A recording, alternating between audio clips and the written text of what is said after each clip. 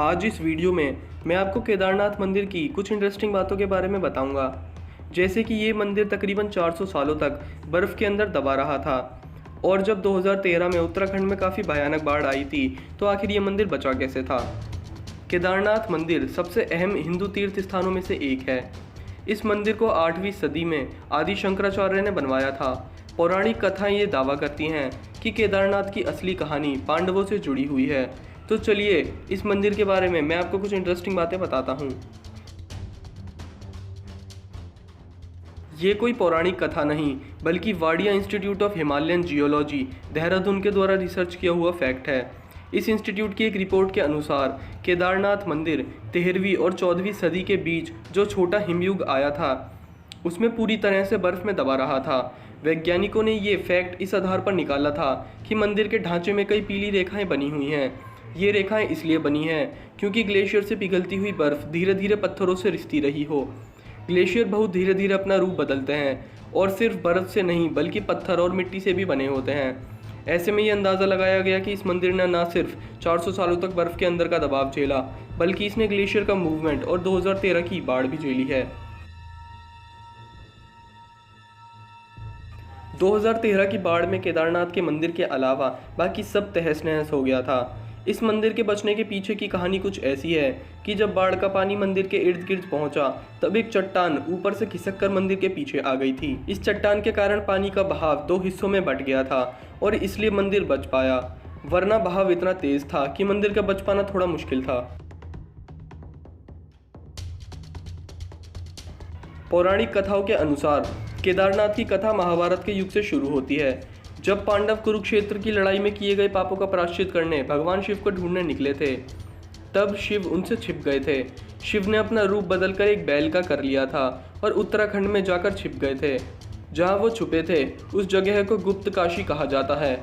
पांडव काशी यानी कि वाराणसी से होते हुए उत्तराखंड पहुंचे थे और वहां किसी तरह भीम ने भगवान शिव को खोज निकाला था। हालांकि कथा यहाँ से एक रोचक मोड़ ले लेती है। भगवान शिव जो कि बैल का रूप धारण किए हुए थे वो ज़मीन के अंदरूनी भाग में छिपे थे, लेकिन उनकी पूंछ और उनका कुबड़ दिख रहा था। भीम जो पांडवों में सबसे ज़्यादा बलशाली थे, उन्होंने पूंछ से पकड़कर बैल को निकालने की कोशिश की। इसी द्वंद्व में उसका सिर जाकर नेपाल के डोलेश्वर महादेव में जाकर गिरा और उस बैल का कुबड़ एक शिवलिंग के तौर स्थापित हो गया।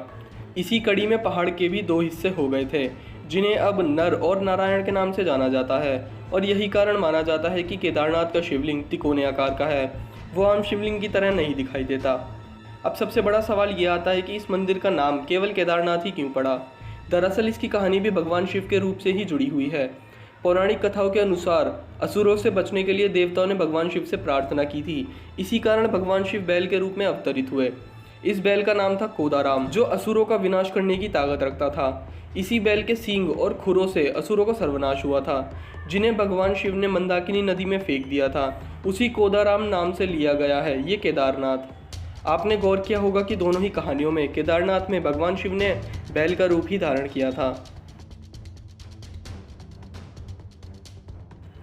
केदारनाथ से जुड़ा एक और फैक्ट ये भी है कि बाबा भैरवनाथ इस मंदिर की रक्षा करते हैं। ये केदारनाथ मंदिर के करीब हैं और जब मंदिर बंद रहता है तब केदारनाथ की रक्षा करने के लिए भैरवनाथ मौजूद रहते हैं। इसलिए जब केदारनाथ के दर्शन को श्रद्धालु जाते हैं तो भैरवनाथ के दर्शन ज़रूर करते हैं। केदारनाथ का ये मंदिर पंच केदार का हिस्सा है, जो 5 धार्मिक स्थल भगवान शिव को समर्पित हैं।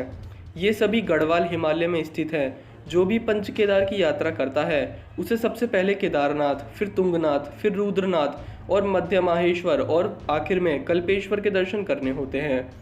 अगर आप भी कभी केदारनाथ की यात्रा पर जाए तो इन पंच केदार के दर्शन ज़रूर करें। और अगर आपको ये वीडियो अच्छी लगी हो तो इस वीडियो को लाइक ज़रूर करना, चैनल को सब्सक्राइब करके बेल आइकन भी ज़रूर दबा देना, ताकि जब भी मैं कोई फ्यूचर में ऐसी इंटरेस्टिंग वीडियो डालूँ तो आपको उसकी नोटिफिकेशन तुरंत मिल सके।